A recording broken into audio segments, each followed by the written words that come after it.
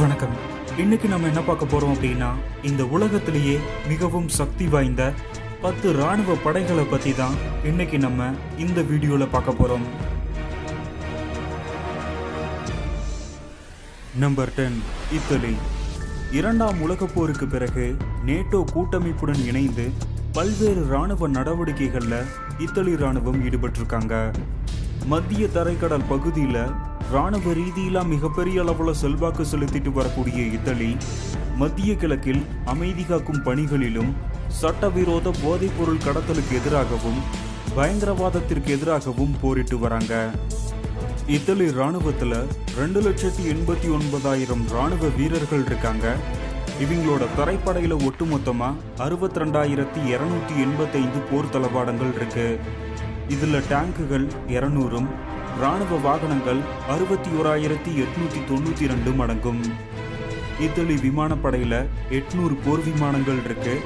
இதுல fighter ஜெட்ஸ் 90, helicopters 402 அடங்கும். Italy கடற்படையிடம் 309 போர்க்கப்பல்கள் இருக்கு. இதுல டெஸ்ட்ராயர்ஸ் 4, சப்மரீன்ஸ் 8 அடங்கும். மேலும் இத்தாலி கடற்படையிடம் 2 விமானம் தாங்கி போர்க்கப்பலும் இருக்கு. இத்தாலியோட ஆர்மி பட்ஜெட் 2,59,000 கோடி. நம்பர் 9, பாகிஸ்தான். பாகிஸ்தான் ராணுவம் உள்நாட்டு அரசியல்ல மிகப்பெரிய அளவுல செல்வாக்கு செலுத்திட்டு வராங்க. பாகிஸ்தான் சுதந்திரம் அடைந்த பிறகு 35 ஆண்டுகள் பாகிஸ்தான ராணுவம் ஆட்சி செஞ்சிருக்காங்க. இந்தியா மற்றும் ஆப்கானோட மோதல் போக்கை கொண்டுள்ள பாகிஸ்தான் தனது 70% ராணுவ வீரர்களையும் ராணுவ தளவாடங்களையும் இந்திய எல்லையில நிலைநிறுத்தியிருக்காங்க. மேலும் உள்நாட்டில் அல்-கொய்தா, தெஹ்ரிக் தாலிபான்கள் மற்றும் பலுசிஸ்தான் போராளிகளுக்கு எதிராகவும் ராணுவ நடவடிக்கைகள்ல ஈடுபட்டு வராங்க. பாகிஸ்தான் ராணுவத்துல 17 லட்சம் போர் வீரர்கள் இருக்காங்க. இவங்களோட தரைப்படையில ஒட்டுமொத்தமா 58,900 ராணுவ தளவாடங்கள் இருக்கு. இதுல பீரங்கிகள் 3,238, ராணுவ வாகனங்கள் 50,523 அடங்கும். பாகிஸ்தான் விமானப்படையில 1,434 போர் விமானங்கள் இருக்கு. இதுல ஃபைட்டர் ஜெட்ஸ் 387, அட்டாக் ஏர்கிராஃப்ட்ஸ் 90 அடங்கும். பாகிஸ்தான் கடற்படையிடம் 114 போர்க்கப்பல்கள் இருக்கு. இதுல சப்மரீன்ஸ் 8, ஃப்ரிஜெட்ஸ் ரக போர்க்கப்பல் 9 அடங்கும். பாகிஸ்தானோட ஆர்மி பட்ஜெட் சுமார் 52,000 கோடி. நம்பர் 8, துருக்கி. ஒட்டோமான் பேரரசு வீழ்ந்த பிறகு துருக்கி ராணுவம் 1920ஆம் ஆண்டு தொடங்கப்பட்டிருக்கு. துருக்கி நேட்டோ கூட்டமைப்புல இருக்காங்க. நேட்டோ கூட்டமைப்புல இருக்கிற ஒரே இஸ்லாமிய நாடும் துருக்கி தான். கத்தார், சிரியா, சோமாலியா, ஈராக் போன்ற நாடுகள்ல துருக்கி ராணுவம் ராணுவ தளங்களை கொண்டிருக்காங்க. ராணுவ தளவாட உற்பத்தியில மிகப்பெரிய அளவுல தன்னிறைவு அடைந்துள்ள துருக்கி கடந்த ஆண்டு $5 பில்லியன் அளவுக்கு ராணுவ தளவாடங்களை ஏற்றுமதி செஞ்சிருக்காங்க. துருக்கி ராணுவத்துல 8,83,000 ராணுவ வீரர்கள் இருக்காங்க. இவங்களோட தரைப்படையில ஒட்டுமொத்தமா 60,400 போர் தளவாடங்கள் இருக்கு. இதுல டேங்குகள் 2,231, ராணுவ வாகனங்கள் 55,100 அடங்கும். துருக்கி விமானப்படையில 1,070 போர் விமானங்கள் இருக்கு. இதுல ஃபைட்டர் ஜெட்ஸ் 205, ஹெலிகாப்டர்ஸ் 502 அடங்கும். துருக்கி கடற்படையில 186 போர்க்கப்பல்கள் இருக்கு. இதுல மெயின் வார்ஃபேர் 11, சப்மரீன்ஸ் 12 அடங்கும். துருக்கியோட ஆர்மி பட்ஜெட் 3,20,000 கோடி. Number 7, Japan. இரண்டாம் உலகப் போரில் ஜப்பான் வீழ்த்தப்பட்ட பிறகு ராணுவ ரீதியிலாக ஜப்பான் மிகப்பெரிய நாடாக உருவாகக்கூடாது என்பதற்காக 1954ஆம் ஆண்டு அமெரிக்கா ஜப்பானின் அரசியலமைப்பில் ஆர்டிகல் 9 கொண்டு வந்தாங்க. அதன்படி ஜப்பான் எந்த ஒரு நாட்டுடனும் ஆக்கிரமிப்பு யுத்தம் மேற்கொள்ளக்கூடாது என்றும் சர்வதேச அரங்குல எந்த ஒரு நாடுகளுக்கும் படைநகர்வு மேற்கொள்ளக்கூடாது எனவும் ஜப்பான் ஒரு தற்காப்பு ரீதியிலான ராணுவ கட்டமைப்பையே கொண்டிருக்க வேண்டும் என்றும் சட்டம் இயற்றினாங்க.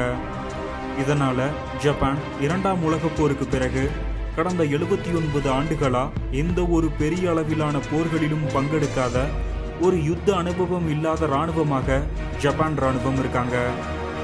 ஜப்பான் ராணுவத்தில் 3,28,000 ராணுவ வீரர்கள் இருக்காங்க. இவங்களோட தரைப்படையில் 38,900 போர் தளவாடங்கள் இருக்கு. இதில் பீரங்கிகள் 480, ராணுவ வாகனங்கள் 37,600 அடங்கும். ஜப்பான் விமானப்படையில் 1,459 போர் விமானங்கள் இருக்கு. இதில் ஃபைட்டர் ஜெட்ஸ் 217, அட்டாக் ஏர்கிராஃப்ட்ஸ் 36 அடங்கும். ஜப்பான் கடற்படையிடம் 155 போர்க்கப்பல்கள் இருக்கு. இதில் டெஸ்ட்ராயர்ஸ் 36, சப்மரின்ஸ் 23 அடங்கும். மேலும் ஜப்பான் கடற்படையிடம் 4 ஹெலிகாப்டர் கெரியரும் இருக்கு. ஜப்பானோட ஆர்மி பட்ஜெட் 4,34,000 கோடி. Number 6, Britain. இரண்டாம் உலகப் போருக்கு பிறகு பிரிட்டன் உலகம் முழுவதும் இருந்த தனது காலனி நாடுகளுக்கு சுதந்திரத்தை வழங்கியதாலும் இரண்டாம் உலகப் போரில் ஏற்பட்ட சேதத்தாலும் பொருளாதார ரீதியாகவும் இராணுவ ரீதியாகவும் தனது செல்வாக்கை இழந்ததால் பனிப்போர் காலகட்டத்தில் அமெரிக்காவுக்கும் சோவியத் யூனியனுக்கும் அடுத்தபடியாக ஒரு மூன்றாவது வல்லரசு என்ற நிலையை தக்க வைப்பதற்கான முயற்சிகளை மேற்கொண்டிருந்தாங்க. தற்போது அட்லாண்டிக் மற்றும் பசிபிக் பெருங்கடல் பகுதிகளில் ரஷ்யாவுக்கு எதிராகவும் இந்திய பெருங்கடல் பகுதிகளில் சீனாவுக்கு எதிரான இராணுவ நகர்வுகளையும் அமெரிக்காவுடன் இணைந்து மேற்கொண்டு வராங்க. பிரிட்டன் இராணுவத்தில் 3 லட்சம் போர் வீரர்கள் இருக்காங்க. இவங்களோட தரைப்படையில் ஒட்டுமொத்தமாக 27,600 இராணுவ தளவாடங்கள் இருக்கு. இதில் டேங்குகள் 213, இராணுவ வாகனங்கள் 27,200 அடங்கும். பிரிட்டன் விமானப்படையிடம் 664 போர் விமானங்கள் இருக்கு. இதில் ஃபைட்டர் ஜெட்ஸ் 120, ஹெலிகாப்டர்ஸ் 276 அடங்கும். பிரிட்டன் கடற்படையிடம் 117 போர்க்கப்பல்கள் இருக்கு. இதில் சப்மரின்ஸ் 10, ஃப்ரிட்ஜெட்ஸ் ரக போர்க்கப்பல் 11 அடங்கும். மேலும் பிரிட்டன் கடற்படையிடம் 2 ஏர்கிராஃப்ட் கெரியரும் இருக்கு. பிரிட்டனோட ஆர்மி பட்ஜெட் 5,15,000 கோடி. Number 5, south Korea. 1905ஆம் ஆண்டு கொரியாவை ஜப்பான் கைப்பற்றியதை அடுத்து கொரியாவின் விடுதலைக்காக 1919ஆம் ஆண்டு கொரிய குடியரசு ஆயுதப்படை தொடங்கப்பட்டது. ஜப்பானியர்களுக்கு எதிரான கொரில்லா தாக்குதல்களையும் அரசியல் படுகொலைகளையும் கொரிய இராணுவம் நிகழ்த்தினாங்க. இரண்டாம் உலகப் போரில் நேச நாடுகளுடன் இணைந்து போரிட்ட கொரிய குடியரசு இராணுவம் இரண்டாம் உலகப் போருக்கு பிறகு தென்கொரியா உதயமானதும் தென்கொரிய இராணுவமாக உருமாறியது. கொரியாவின் 70% நிலப்பரப்பு மலைப்பகுதிகளாக இருப்பதால தென்கொரிய இராணுவ வீரர்கள் கொரில்லா யுத்தத்தில் தலை சிறந்த வீரர்களா இருக்காங்க. தென்கொரிய இராணுவத்தில் 38,20,000 இராணுவ வீரர்கள் இருக்காங்க. இவங்களோட தரைப்படையில் ஒட்டுமொத்தமாக 77,626 போர் தளவாடங்கள் இருக்கு. இதில் ஆர்டிலரிஸ் 3,189, பீரங்கிகள் 4,868 அடங்கும். தென்கொரிய விமானப்படையில் 1,572 போர் விமானங்கள் இருக்கு. இதில் ஃபைட்டர் ஜெட்ஸ் 354, அட்டாக் ஏர்கிராஃப்ட்ஸ் 98 அடங்கும். தென்கொரிய கடற்படையிடம் 200 போர்க்கப்பல்கள் இருக்கு. இதில் டெஸ்ட்ராயர்ஸ் 13, சப்மரின்ஸ் 22 அடங்கும். மேலும் இவங்களோட கடற்படையில் 2 ஹெலிகாப்டர் கெரியரும் இருக்கு. தென்கொரியாவோட ஆர்மி பட்ஜெட் 3,66,000 கோடி. Number 4, India. இந்தியா சீனா மற்றும் பாகிஸ்தானுடன் நேரடியான இராணுவ மோதல்களை கொண்டிருப்பதால இந்திய இராணுவத்தோட மிக பெரும்பாலான இராணுவ நகர்வுகள் இந்த 2 நாடுகளுக்கும் எதிரானதாகவே இருக்கு. மேலும் ஜம்மு அண்ட் காஷ்மீர், வடகிழக்கு மாநிலங்களில் உள்ள போராளி குழுக்களுக்கு எதிராகவும் மத்திய இந்தியாவில் சத்தீஸ்கர், பீகார், மத்திய பிரதேஷ், மேற்கு வங்காளத்தில் மாவோயிஸ்ட் மற்றும் நக்சலைட்டுக்கு எதிராகவும் இந்திய இராணுவ நடவடிக்கைகளில் ஈடுபட்டு வராங்க. இந்திய இராணுவத்தில் 52 லட்சம் போர் வீரர்கள் இருக்காங்க. இவங்களோட தரைப்படையில் ஒட்டுமொத்தமாக 1,60,000 இராணுவ தளவாடங்கள் இருக்கு. இதில் டேங்குகள் 4,614, இராணுவ வாகனங்கள் 1,51,200 அடங்கும். இந்திய விமானப்படையில் 2,296 போர் விமானங்கள் இருக்கு. இதில் ஃபைட்டர் ஜெட்ஸ் 606, அட்டாக் ஏர்கிராஃப்ட்ஸ் 130 அடங்கும். இந்திய கடற்படையிடம் 294 போர்க்கப்பல்கள் இருக்கு. இதில் டெஸ்ட்ராயர்ஸ் 12, சப்மரின்ஸ் 18 அடங்கும். மேலும் இந்திய கடற்படையிடம் 2 விமானம் தாங்கி போர்க்கப்பலும் இருக்கு. இந்தியாவோட ஆர்மி பட்ஜெட் 6,06,800 கோடி. நம்பர் 3 சீனா. சீன ராணுவம் 1927ஆம் ஆண்டு தொடங்கப்பட்டிருக்கு. சீனாவின் உள்நாட்டு போர், ஜப்பான், கொரிய போர், இந்தியா, வியட்நாம் போன்ற நாடுகளுடன் சீன ராணுவம் போரிட்டிருக்காங்க. கடந்த 25 ஆண்டுகளா சீனாவின் பொருளாதார வளர்ச்சியால சீனாவின் ராணுவம் மிகப்பெரிய அளவில் நவீனமயமாக்கப்பட்டிருக்கு. மத்திய கிழக்கு, ஆப்பிரிக்கா, ஆசியா, இந்திய பெருங்கடல், பசிபிக் பெருங்கடல் பகுதியில் சீனா தனது ராணுவ ரீதியிலான செல்வாக்கை மிகப்பெரிய அளவில் அதிகரிச்சிருக்காங்க. சீன ராணுவத்தில் 31,70,000 போர் வீரர்கள் இருக்காங்க. இவங்களோட தரைப்படையில் ஒட்டுமொத்தமாக 1,88,000 போர் தளவாடங்கள் இருக்கு. இதில் டேங்குகள் 5,000ம் ராணுவ வாகனங்கள் 1,74,000ம் அடங்கும். சீன விமானப்படையில் 3,304 போர் விமானங்கள் இருக்கு. இதில் ஃபைட்டர் ஜெட்ஸ் 1,207, அட்டாக் ஏர்கிராஃப்ட்ஸ் 371 அடங்கும். சீன கடற்படையிடம் 730 போர்க்கப்பல்கள் இருக்கு. இதில் டெஸ்ட்ராயர்ஸ் 49ம் சப்மரீன்ஸ் 61 அடங்கும். மேலும் சீன கடற்படையிடம் 3 ஹெலிகாப்டர் கெரியரும் 3 ஏர்கிராஃப்ட் கெரியரும் இருக்கு. சீனாவோட ஆர்மி பட்ஜெட் 19 லட்சம் கோடி. Number 2 Russia. ரஷ்ய ராணுவம் கடந்த 2 ஆண்டுகளா உக்ரைன் மீது மிகப்பெரிய அளவிலான ஆக்கிரமிப்பு யுத்தம் நடத்திட்டு வராங்க. உக்ரைனின் 18% நிலப்பரப்பை கைப்பற்றியுள்ள ரஷ்யா மேற்கத்திய நாடுகளுடைய மிக கடுமையான பொருளாதார தடைகளையும் கடந்து உக்ரைன் மீதான போரை தொடர்ந்து நடத்திட்டு வராங்க.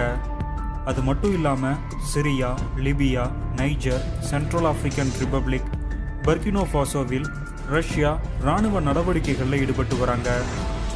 ரஷ்ய ராணுவத்தில் 35,70,000 போர் வீரர்கள் இருக்காங்க.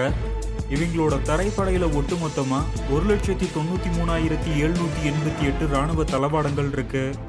இதில் டேங்குகள் 14,777, ராணுவ வாகனங்கள் 1,61,300 அடங்கும். ரஷ்ய விமானப்படையிடம் 4,255 போர் விமானங்கள் இருக்கு.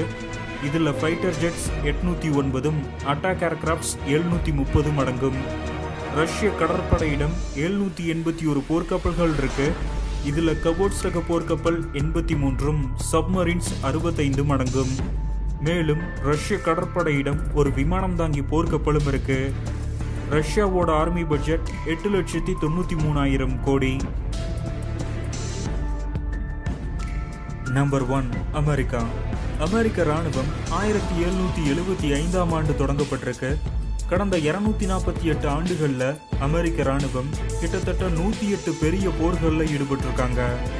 அதில் 79 போரில் பெரிய அளவிலான வெற்றிகளை பெற்றிருக்காங்க. 12 போர்கள் அமைதி ஒப்பந்தங்கள் மூலமாக முடிவடைஞ்சிருக்கு. மேலும் 13 போர்களில் அமெரிக்க ராணுவம் மிக மோசமான தோல்விகளை சந்திச்சிருக்காங்க. ஏமன், சோமாலியா, சிரியா மற்றும் நைஜர் போன்ற நாடுகளில் நடைபெற்று வரக்கூடிய உள்நாட்டு போர்களில் அமெரிக்க ராணுவம் தொடர்ந்து போரிட்டு வராங்க. அமெரிக்க ராணுவத்தில் 21,27,000 போர் வீரர்கள் இருக்காங்க. இவங்களோட தரைப்படையில் ஒட்டுமொத்தமாக 3,68,200 போர் தளவாடங்கள் இருக்கு. இதில் டேங்குகள் 4,657, ராணுவ வாகனங்கள் 3,60,000 அடங்கும். அமெரிக்க விமானப்படையில் 13,200 போர் விமானங்கள் இருக்கு. இதில் ஃபைட்டர் ஜெட்ஸ் 1,854ம் அட்டாக் ஏர்கிராஃப்ட்ஸ் 869 அடங்கும். அமெரிக்க கடற்படையிடம் 472 போர்க்கப்பல்கள் இருக்கு. இதில் டெஸ்ட்ராயர்ஸ் 75ம் சப்மரீன்ஸ் 64 அடங்கும். மேலும் அமெரிக்க கடற்படையிடம் 9 ஹெலிகாப்டர் கெரியரும் 11 ஏர்கிராஃப்ட் கெரியரும் இருக்கு. அமெரிக்காவோட ஆர்மி பட்ஜெட் சுமார் 68 லட்சம் கோடி.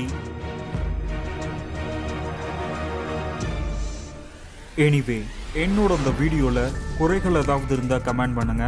அடுத்த வீடியோவில் அதை சரி செய்ய முயற்சி பண்ணுறேன். நன்றி, வணக்கம்.